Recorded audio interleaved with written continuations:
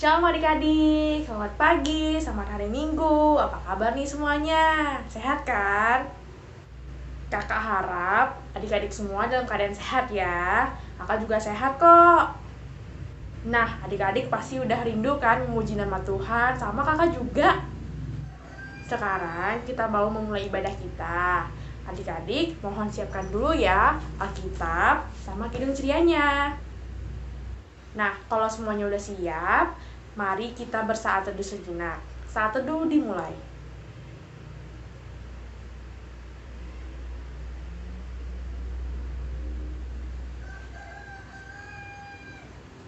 Saat teduh selesai. Untuk memulai ibadah kita pada pagi hari ini, mari kita angkat satu pujian dari Kidung Ceria nomor 149, Ajar Aku Mendengar Seperti Samuel, bait 1 dan 2.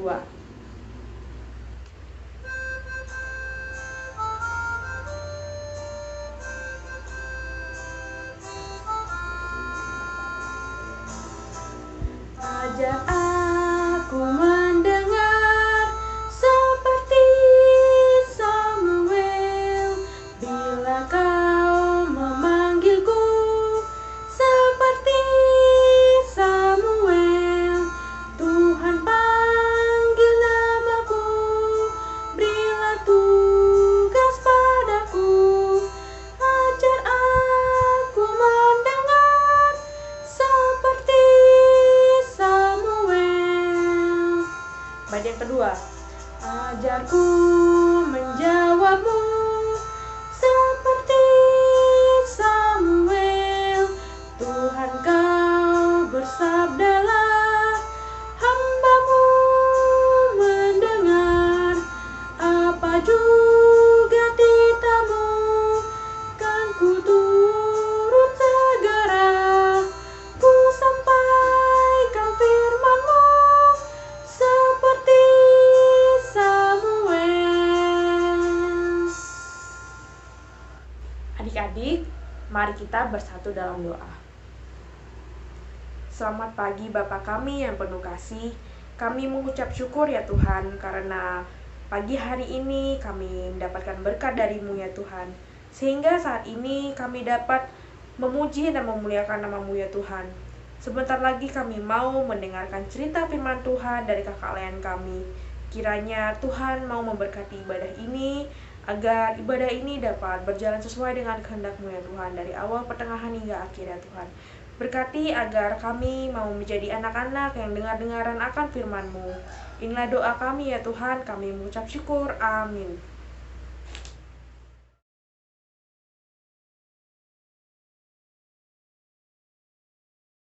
Hai adik-adik, shalom, selamat pagi buat kita semua. Apa kabarnya adik-adik pagi hari ini? Kata Tasya berharap kita semua dalam keadaan baik, sehat, dan sukacita. Dan kita semua boleh semangat untuk sama-sama mendengarkan firman pagi ini. Yuk kita buka Alkitabnya. Bacaan hari ini terambil dari Lukas 9 ayat 28 sampai 36. Lukas 9 ayat 28 sampai 36. Bagi adik-adik yang udah dapat boleh langsung berdiri supaya kita bisa baca bersama-sama. Sudah? Kalau sudah, kita akan membaca secara bersama-sama ya. Di bawah terang judul Yesus dimuliakan di atas gunung. Kira-kira 8 hari sesudah segala pengajaran itu, Yesus membawa Petrus, Yohanes, dan Yakobus lalu naik ke atas gunung untuk berdoa. Ketika ia sedang berdoa, rupa wajahnya berubah dan pakaiannya menjadi putih berkilau-kilauan. Dan tampaklah 2 orang berbicara dengan dia, yaitu Musa dan Elia. Keduanya menampakkan diri dalam kemuliaan dan berbicara tentang tujuan kepergiannya yang akan digenapinya di Yerusalem. Sementara itu, Petrus dan teman-temannya telah tertidur, dan ketika mereka bangun, mereka melihat Yesus dalam kemuliaannya dan kedua orang yang berdiri di dekatnya itu. Dan ketika kedua orang itu hendak meninggalkan Yesus, Petrus berkata kepadanya, "Guru, betapa bahagianya kami berada di tempat ini. Baiklah, kami dirikan sekarang 3 kemah, satu untuk engkau, satu untuk Musa, dan satu untuk Elia." Tetapi Petrus tidak tahu apa yang dikatakannya itu. Sementara ia berkata demikian, datanglah awan menaungi mereka. Dan ketika mereka masuk ke dalam awan itu, takutlah mereka. Maka terdengarlah suara dari dalam awan itu yang berkata, "Inilah anakku yang kupilih, dengarkanlah dia."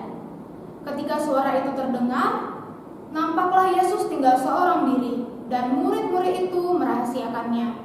Dan pada masa itu mereka tidak menceritakan kepada siapapun apa yang telah mereka lihat itu. Demikian pembacaan firman pada hari ini. Terpujilah Kristus, haleluya. Haleluya, haleluya, haleluya. Silahkan duduk adik-adik yang baik. Nah, adik-adik, kita tadi sudah baca ya pembacaan firman pada hari ini yang berjudul Yesus dimuliakan di atas gunung. Kira-kira adik-adik sudah dapat gambarannya gak sih ceritanya tentang apa? Atau masih bingung? Kalau masih bingung, Kak Tasya akan tampilin video, adik-adik bisa simak. Yuk, dilihat sama-sama ya. Yesus dimuliakan di atas gunung. Pada hari itu, Yesus mengajak 3 orang muridnya, yaitu Yakobus, Petrus, dan Yohanes, naik ke atas gunung untuk berdoa. Setibanya mereka di sana, Petrus, Yohanes, dan Yakobus tertidur. Lalu Yesus berdoa. Ketika Yesus sedang berdoa, rupa wajahnya berubah dan pakaiannya menjadi putih berkilau-kilauan. Tampaklah 2 orang berbicara dengan dia, yaitu Musa dan Elia. Engkau akan menggenapi maksud Allah. Engkau akan mati di Yerusalem. Petrus dan teman-temannya yang tertidur, mereka terbangun dan melihat Yesus dalam kemuliaannya beserta dengan 2 orang di samping Yesus. Lalu mereka menghampiri Yesus dan Petrus berkata, "Guru, betapa bahagianya kami berada di tempat ini. Baiklah, kami mendirikan 3 kemah, satu untuk engkau, satu untuk Elia, dan satu untuk Musa." Petrus tidak memahami apa yang diucapkan. Lalu seketika muncullah awan menaungi mereka dan terdengar suara Allah dari langit. "Inilah sang anak yang kupilih, dengarkanlah dia." Nah, itu dia ya adik-adik gambaran mengenai bacaan kita ini dalam bentuk video. Jadi adik-adik udah paham belum jalan ceritanya?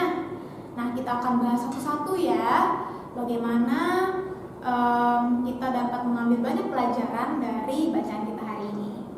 Yang pertama, kita bisa lihat tadi di awal bagaimana adik-adik Tuhan Yesus mengajak murid-muridnya ke atas gunung untuk berdoa. Nah, meskipun yang terjadi adalah murid-muridnya malah apa adik-adik? Malah tidur ya adik-adik. Tuh, ada nggak nih di sini di antara kita yang kalau disuruh berdoa malah tidur? Kayaknya sih nggak ada ya. Ya kata syarat kita nggak ada yang seperti itu ya, malah ketiduran ketika disuruh berdoa. Nah, kira-kira menurut adik-adik itu contoh yang baik atau tidak baik ya seperti itu? Apa? Silahkan jawab yang kencang ya adik-adik. Nah, sekalipun murid-muridnya tidur, tapi Tuhan tetap memutuskan untuk berdoa ya adik-adik. Nah, ketika Tuhan Yesus sedang berdoa, wajah, tubuh, dan juga pakaiannya itu berubah menjadi putih berkilauan. Kok bisa ya? Ya bisa dong, apa sih yang gak bisa Tuhan Yesus lakukan? Nah, hal ini adalah menunjukkan kemuliaan dari Tuhan Yesus. Apa sih artinya mulia?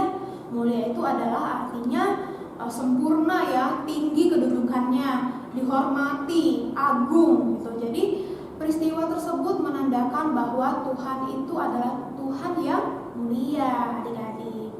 Nah, tidak hanya sampai di situ saja, tiba-tiba ada dua sosok yang muncul di sebelah kanan dan kiri Tuhan Yesus. Siapa adik-adik? Iya, dia adalah Musa dan juga Elia. Ada yang ingat gak siapa Musa dan Elia ini? Ada yang pernah baca ceritanya? Pasti pernah dan pernah baca dan pernah dengar ya adik-adik. Nah, jadi Musa dan Elia adalah nabi yang hidup di Perjanjian Lama. Jadi Musa adalah nabi yang Tuhan Allah pakai untuk menyatakan karya keselamatannya, yaitu dengan membawa 10 perintah Tuhan atau hukum Taurat ya adik-adik, dan juga memimpin bangsa Israel untuk keluar dari tanah Mesir.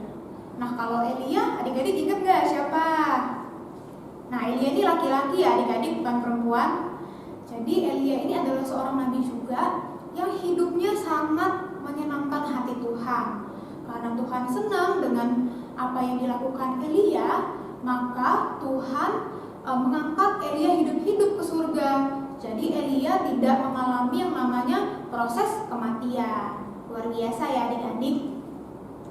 Nah adik-adik, melalui peristiwa ini itu menyatakan bahwa Tuhan Allah dari zaman dulu ya, dari zaman Perjanjian Lama, dari zaman Nabi Musa dan Elia, Tuhan menyatakan karya keselamatannya. Dan ketika di Perjanjian Baru pun Tuhan menyatakan karya keselamatannya melalui anaknya, yaitu Tuhan Yesus. Nah, kalau saat ini bagaimana nih Kak Tasya? Apakah Tuhan tidak menyatakan apapun? Tentu Tuhan menyatakan karya keselamatannya. Tuhan menyatakan firman-Nya melalui siapa? Yang melalui kita, melalui Kak Tasya, dan melalui adik-adik sekalian. Nah, pertanyaannya, apakah kita semua sudah melakukan apa yang Tuhan ingin untuk kita lakukan? Nah, silahkan dibaca, dijawab dalam hati ya adik-adik. Lalu kita bahas yang ketiga nih ya, poin yang ketiga. Ketika sosok Elia dan Musa muncul, lalu terbangunlah si muridnya, yaitu siapa? Petrus. Nah, Petrus itu takjub ya adik-adik melihat apa yang terjadi di hadapannya. Dan dia dengan pedenya ya mendatangi Tuhan Yesus. Untuk apa adik-adik? Untuk mendirikan kemah. Dia menawarkan untuk mendirikan 3 kemah. Yang pertama untuk guru ini maksudnya adalah Tuhan Yesus. Yang kedua untuk Musa, dan yang ketiga untuk Elia. Padahal secara logika hal itu tidak mungkin terjadi ya, karena Musa dan Elia ini kan mereka sudah sosoknya tidak ada di dunia ini gitu. Dia sudah menghadap Allah terlebih dahulu gitu, bahkan sebelum Tuhan Yesus lahir. Jadi secara tidak langsung apa yang dikatakan oleh Petrus ini, dia sebenarnya tidak tahu apa yang dia ucapkan. Dia nggak ngerti, dia asal bicara aja gitu, istilahnya asbun gitu ya. Padahal di ayat sebelumnya, kalau adik-adik bisa baca di ayat 22 sampai 27, Tuhan itu sudah menyampaikan mengenai penderitaan yang akan dialami gitu. Nah, tapi Petrus rupanya dia hanya mendengarkan saja, tapi dia tidak memahami, sehingga tercetuslah tadi idenya ya, membangun kemah untuk Elia dan Musa. Padahal mereka sudah istilahnya mereka sudah tidak hidup sebagai manusia lagi gitu ya. Nah, sebagai anak-anak Tuhan kita tidak boleh gegabah seperti itu ya adik-adik. Kita tidak boleh asal ngomong tapi kita nggak tahu kebenarannya gitu. Nah, kita harus belajar untuk mendengarkan terlebih dahulu, memahami terlebih dahulu, baru kita berbicara gitu. Apalagi ini menyangkut dengan kebenaran firman Tuhan. Jadi adik-adik, mari kita belajar gitu dari Petrus ini ya, untuk bagaimana kita menjadi anak-anak Tuhan yang mau mendengarkan, mau memahami firman Tuhan, baru kita menyatakan firman itu dalam kehidupan kita. Nah, terus apalagi tuh yang terjadi adik-adik setelah Petrus berkata demikian? Ada awan yang menaungi mereka ya adik-adik. Lalu seketika muncullah suara Allah dari langit. Apa katanya? Yuk kita baca sama-sama ya di ayat yang ke-35. 35, maka terdengarlah suara dari dalam awan itu yang berkata, inilah anakku yang kupilih, dengarkanlah dia. dengarkanlah Dia. Itu maksudnya Dia adalah Tuhan Yesus ya adik-adik. Jadi Allah ingin kita mendengarkan Tuhan Yesus gitu. Nah, Tuhan Yesus dalam hal ini ya, kita tidak bisa mendengarkan suaranya secara langsung ya saat ini, tapi apa adik-adik, melalui firman-Nya. Di mana di Alkitab kita harus mau mendengarkan firman Tuhan. Firman Tuhan itu tidak hanya kita membaca Alkitab saja ya adik-adik, tapi bisa melalui orang-orang di sekitar kita, melalui papa mama, melalui kakak atau abang, atau keluarga yang lain, opung, mantua patua gitu ya, atau melalui guru, bahkan melalui kakak layan begitu. Nah, kita harus mau mendengarkan, tapi tidak asal mendengarkan dan juga memahami apa yang disampaikan, sehingga apa adik-adik, kita bisa tahu apa yang harus kita lakukan karena kita sudah dengar, kita sudah memahami. Jadi nggak cuma sekedar masuk kuping kanan keluar kuping kiri begitu ya adik-adik.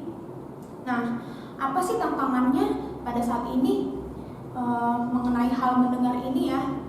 Seperti yang kita tahu ya, apalagi kita nih ibadahnya online, terus juga sekolahnya online. Nah, tantangannya sebagai anak-anak Tuhan, apakah kita tetap masih mau mendengarkan dengan baik apa yang disampaikan oleh guru atau oleh kakak layan melalui ibadah online ini? Seperti yang kita tahu ya, kalau misalnya online kan adik-adik bisa masuk kelas lewat Zoom, tapi secara fisik itu mungkin adik-adik sibuk ngapain gitu ya, karena kameranya bisa di-off-in atau suaranya bisa di-mute. Nah, ketika adik-adik tidak mendengarkan dengan baik penjelasan dengan guru, berarti adik-adik bukan menampilkan, tidak melakukan sosok anak-anak Tuhan yang mau mendengarkan dong gitu. Nah, sama juga seperti sekarang ketika ibadah hari Minggu, Kak Tasya kan nggak lihat nih adik-adik ngapain nih di sana, apakah mendengarkan dengan serius kah, atau sambil ngerjain yang lain, atau nggak konsen ibadahnya. Nah, inilah tantangannya sebagai anak-anak Tuhan. Apakah kita tetap masih mau mendengarkan tentang firman Tuhan, tentang pelajaran, meskipun kita tidak bertemu secara langsung, atau kita hanya mau mendengarkan ketika dilihat orang gitu. Nah, istilahnya, apakah kita hanya mau melakukan hal baik ketika dilihat orang? Kan nggak mungkin seperti itu ya. Kita tetap harus mau mendengar ketika tidak seorang pun melihat. Begitulah seharusnya anak-anak Tuhan harus lakukan. Atau contohnya yang lain ya adik-adik, sekarang kita masih dalam situasi pandemi. Ketika adik-adik melihat orang-orang di sekitar, mungkin kalau di Batam ini tidak seperti kota-kota besar lainnya yang PSBB gitu ya, atau sampai dijaga dengan ketat, orang-orang dipantau dengan ketat gitu kan. Mungkin di sini kita bisa melihat masih ada orang-orang yang tidak memakai masker gitu ya. Nah, apakah dengan melihat seperti itu, adik-adik jadinya tidak mau mendengarkan apa yang menjadi peraturan untuk kita patuhi gitu kan? Seperti yaitu memakai masker, menjaga kebersihan, menjaga jarak. Karena adik-adik melihat contoh yang tidak baik, adik-adik akhirnya tidak mau mendengarkan peraturan yang harus dilakukan. Nah, jangan sampai seperti itu ya adik-adik. Kita tetap harus patuh, tetap harus mendengarkan, sekalipun bukan mendengarkan tidak hanya firman Tuhan di Alkitab ya, tapi juga peraturan dari pemerintah. Kenapa? Karena pemerintah membuat aturan kan untuk kebaikan masyarakat, untuk kebaikan kita bersama. Nah, kita harus mau mendengarkan dan juga melakukannya.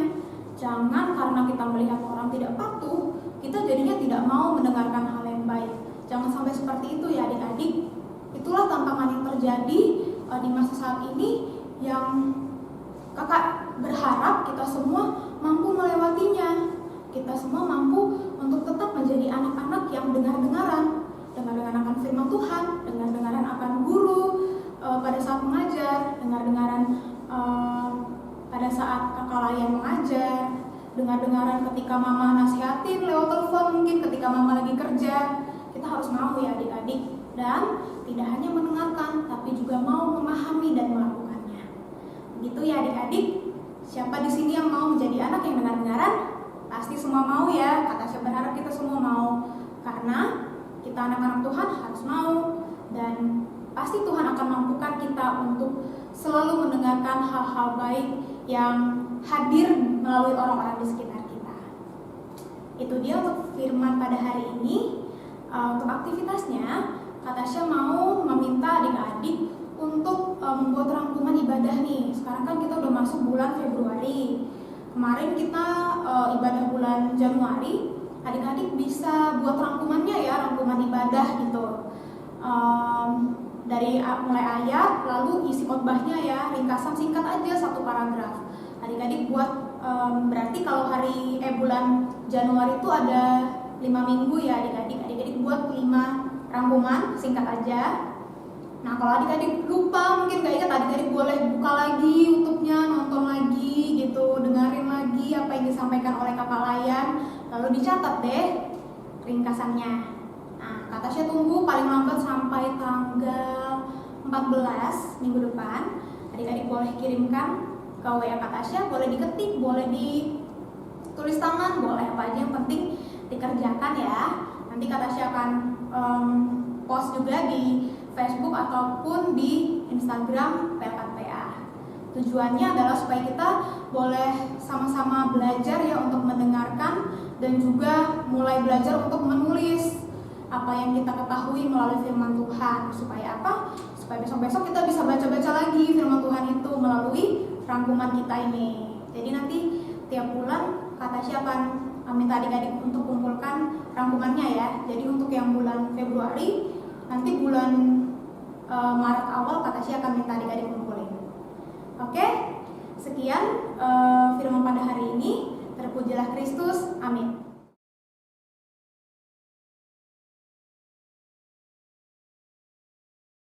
Nah, adik-adik tadi sudah mendengarkan cerita firman Tuhan kan? Sekarang kita mau merespon firman dengan mengangkat pujian dari Kidung Ceria nomor 215 bait yang pertama sampai 3 sambil mengumpulkan persembahan.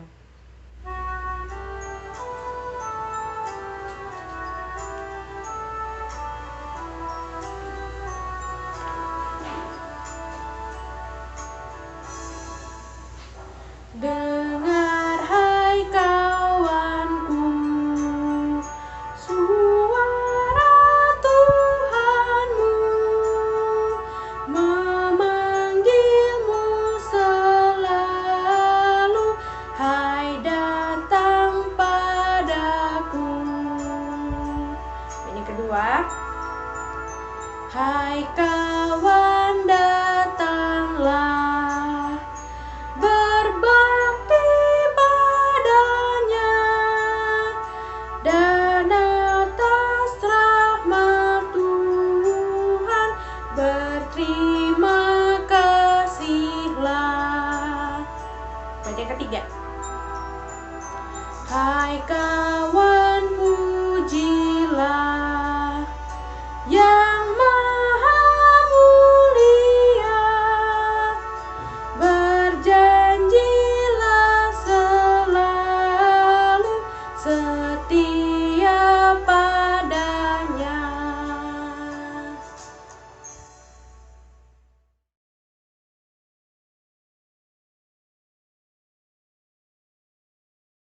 Nah adik-adik, kita sudah sampai di penghujung ibadah kita. Bersyukur kita sudah boleh mengikuti ibadah dari awal sampai akhirnya. Dan saat ini kita akan berdoa untuk menutup ibadah. Mari adik-adik, kita satukan hati kita berdoa kepada Tuhan. Tuhan Yesus yang baik, terima kasih pada pagi hari ini kami boleh bersama-sama berkumpul di rumah kami masing-masing untuk mengikuti ibadah hari Minggu pelayanan anak Bapa. Terima kasih kami sudah boleh memuji nama-Mu dan juga mendengarkan firman-Mu.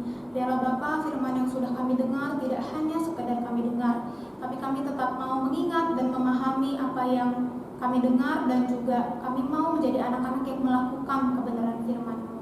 Tuhan Yesus, kami juga berdoa untuk keluarga kami, untuk papa, mama, dan juga keluarga yang lain yang bersama-sama dengan kami maupun yang tidak tinggal bersama-sama dengan kami. Tuhan yang memberkati, beri mereka kesehatan, kekuatan, baik dalam pekerjaan dan juga dalam setiap aktivitas yang dilakukan.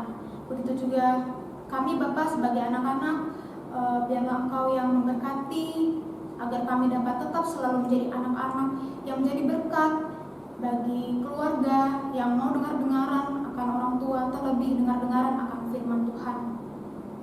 Tuhan Yesus, kami juga mau berdoa untuk gereja kami yang saat ini masih terus dilaksanakan ibadah secara online. Biarlah Bapa, kami dapat terus mengikuti ibadah dengan baik, dapat terus mau bertumbuh melalui pengenalan akan firman-Mu, melalui ibadah-ibadah yang kami ikuti Bapa. Kami tetap berdoa agar pandemi ini lekas berlalu Bapa, sehingga kami nantinya akan dapat kembali beribadah bersama-sama di rumah-Mu Bapa. Kami juga berdoa untuk sekolah kami yang juga masih dilaksanakan secara online.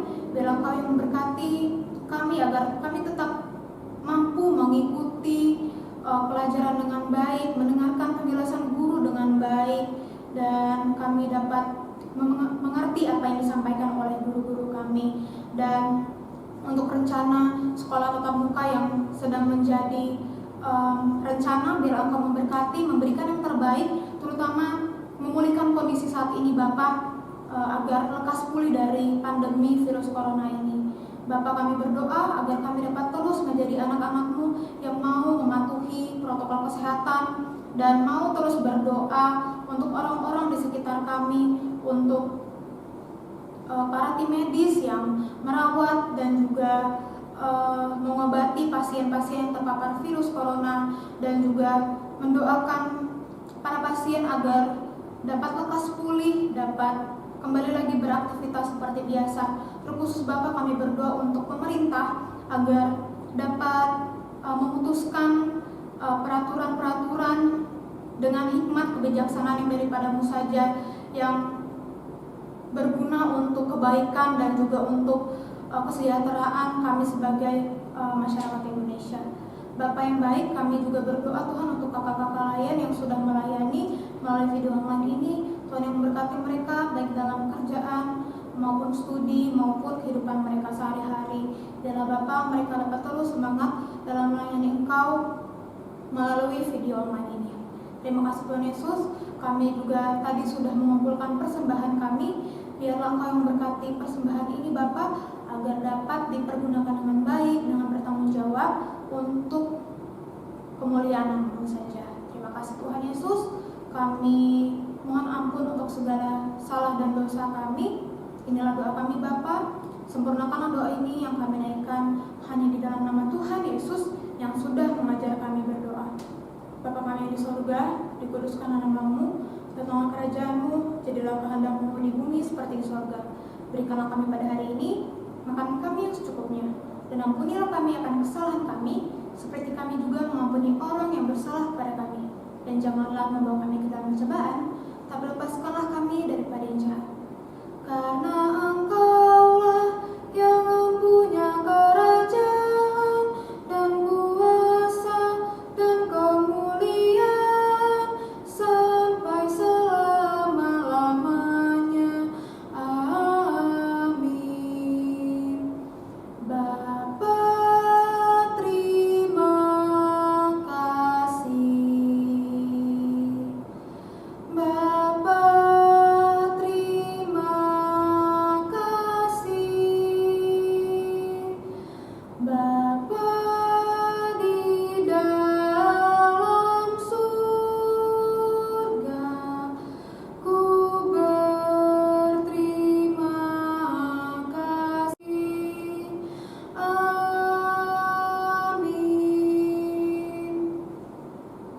Ibadah kita sudah selesai adik-adik. Selamat hari Minggu, Tuhan Yesus memberkati. Sampai jumpa minggu depan. Bye-bye. Dan kata saya tunggu untuk aktivitasnya ya.